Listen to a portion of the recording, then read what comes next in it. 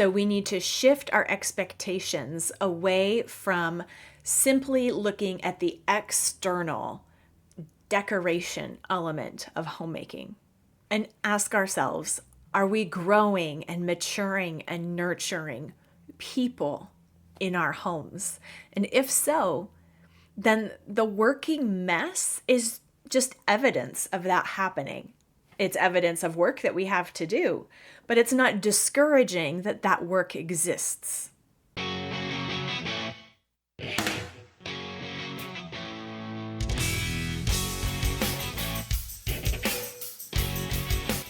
Hi, I'm Mystie Winckler, homemaker, homeschooling mom of 5, and newly minted grandma.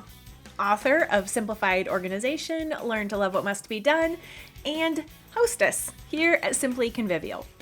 Convivial means living a full life together with joy, which is exactly what we want our homes to be about. My goal is to see as many women as possible become engaged, competent, cheerful Christian homemakers.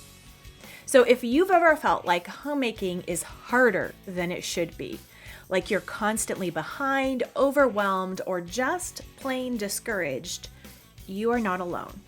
Today, we're talking about why so many of us feel like we are failing at homemaking and what to do about it. So, grab a basket of laundry to fold and let's dig in. So, when we feel stuck in discouragement about our homemaking, about how we are doing with keeping up with all the responsibilities that go into making a home and keeping a home and family running, we are probably stuck in one of 3 traps, and maybe all 3 traps at once.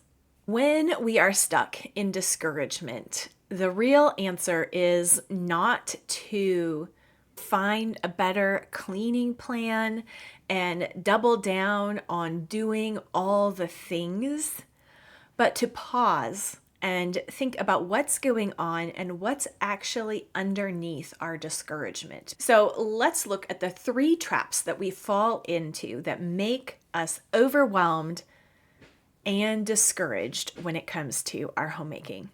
First, we have unrealistic expectations. Magazines, TV shows, and social media do not help us when it comes to homemaking. They are happy to market to us, but then we take on the standard being fed to us that homemaking is about making everything just so. It's about expressing our style and having our home be ready for a photo shoot at any moment. And when we can't make that happen, we start to think, maybe I am not cut out for being a homemaker. But you are cut out for being a homemaker. If God has given you a home and people to care for, He is making you a homemaker, whether you feel like it or not, whether you feel successful or not. So let's double check our expectations about what it means to be a homemaker and what it looks like in our homes when we are effective homemakers.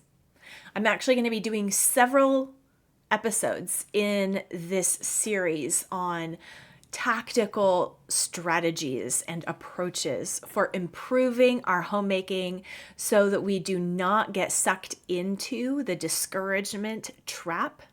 But for now, we're just starting off with some of the base level traps that we do get stuck in, like unrealistic expectations. Now, the reality is that homemaking is a learned skill. It's not something that is easy, that just anybody could do with half of a brain in, less than an hour a day. Homemaking is a significant job. That means that it's something that takes time and practice to improve in. It's not just innate, where some women have it and some women don't. It's a set of responsibilities that we can all improve in, but it takes time and trial and error to figure out what our particular families in our current circumstances need. Homemaking is not cookie cutter. And homemaking is not about having our homes be photo-worthy evidence of our taste and style or skills. Homemaking is about making a home that cultivates people and humanity, that builds up our family and anyone else that we welcome in. There are all kinds of ways that that can look. And when we're in the thick of that work of building up people, there are actually going to be messes.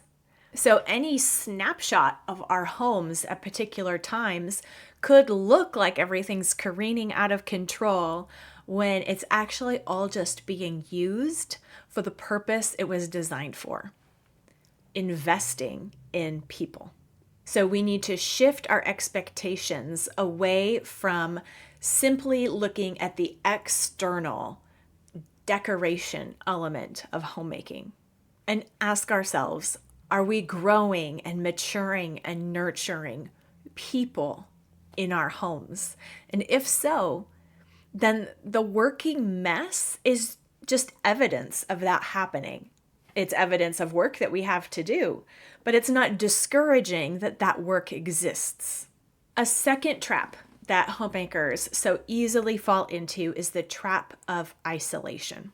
And it's so funny right now with how much access we have to other people through podcasts, through social media, through friends and family being just a click away. Yet we feel more and more isolated. And I think that's because everyone is growing accustomed to only sharing that snapshot version of their life.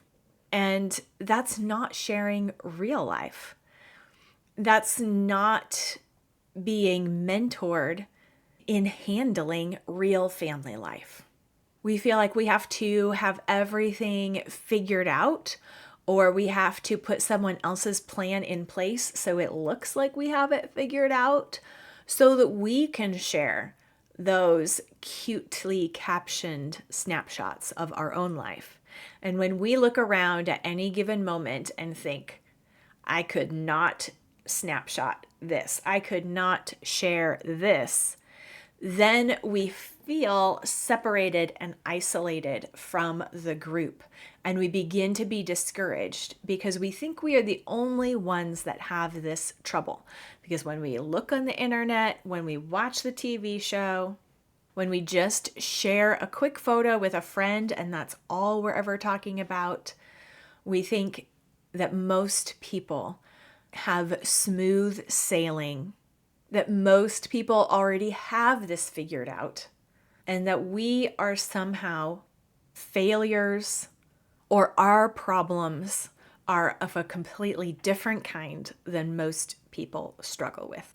Social media, magazines, Pinterest, all the places out there are giving us images and standards of homemaking for marketing purposes.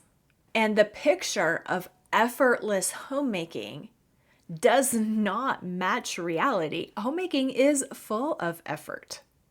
And so if it's taking a lot of time and attention and work to keep your home running, that's actually normal. You are not alone at all. It is the life of homemaking that we all share. Whether it was quilting bees or laundry day down at the river, historically, there have been many ways that women have banded together to share tips and ideas and funny stories, such that real life and true expectations were shared.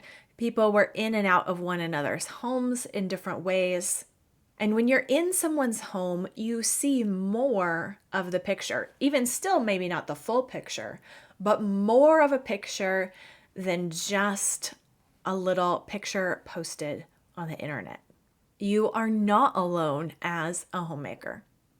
And if you feel alone, think of the women in your church and invite one of them over, a peer or an older woman, into your home and have a conversation about real life.